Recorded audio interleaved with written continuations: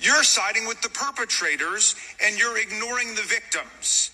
That will be your legacy unless you act quickly to change course.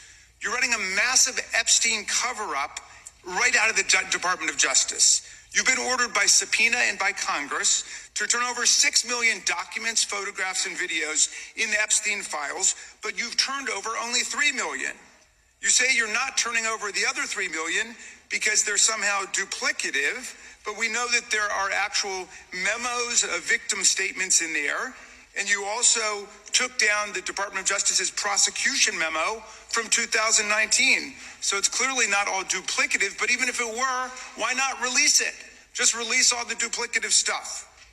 In the half you did produce, you redacted the names of abusers, enablers, accomplices, and co-conspirators, apparently to spare them embarrassment and disgrace, which is the exact opposite of what the law ordered you to do. You want to know why Pam Bondi is leading the worst cover-up in American history? Because she knows a lot of people that have been mentioned in the e-files, up and to include Trump himself. Picture of Pam Bondi with Keith Frankel himself, who is in the e-files. For those of you that don't know who Keith Frankel is, let me tell you who he is. Keith Frankel and his family own a children's home where they take in Ukrainian children and they bring them to the United States. Straight out of the e-files, from Keith Frankel to J.E., right? And the subject is the body boxes.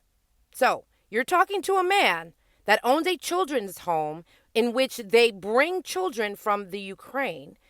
And here, Wednesday, 10 of February 2010, is an email from Keith Frankel to Epstein talking about the body boxes.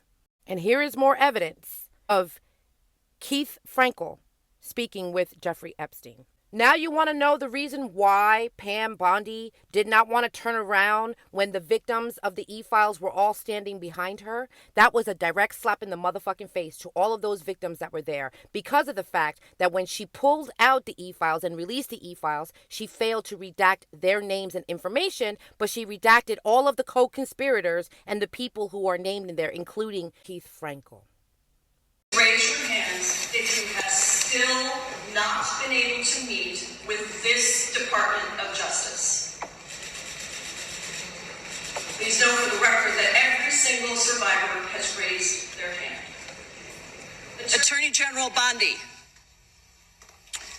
you apologized to the survivors in your opening statement for what they went through at the hands of Jeffrey Epstein.